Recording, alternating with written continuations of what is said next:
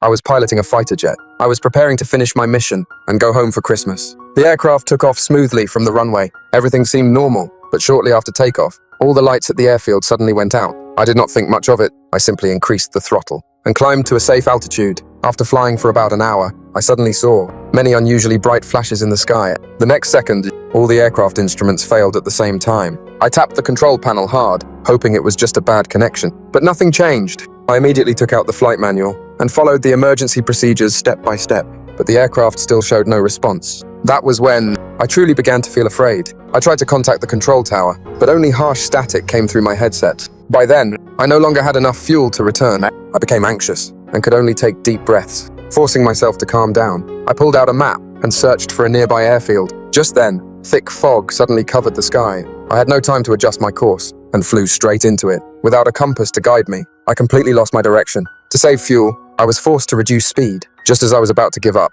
a bomber suddenly appeared in front of me. I gently rocked my wings in greeting. The pilot immediately understood my situation and saw that my fuel was almost gone.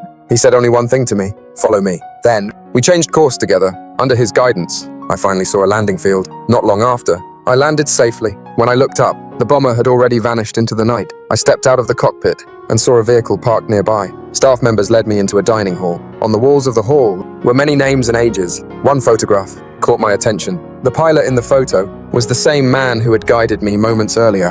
I immediately asked the staff who that pilot was. They told me he was a very brave pilot. During the war years, he always flew alone, searching for lost or damaged aircraft and guiding them safely back to base. But on one Christmas night, his bomber crashed into the sea, and 14 years had passed since then. After hearing this, I stood frozen in place. At that moment, I heard the sound of a bomber again. I ran outside immediately, but there was no aircraft in the sky. Instead, a military vehicle arrived. The soldiers told me my aircraft had suddenly disappeared from radar. That was why they came looking for me. I told them a bomber pilot had guided me down. They looked at me in shock and told me this place had long been abandoned and no one lived here. I turned back towards the dining hall. Moments ago, it had been clean and orderly. Now it was broken and in ruins. At that moment, I finally understood. The one who saved me no longer belonged to this world. Have you ever had a mysterious experience like this?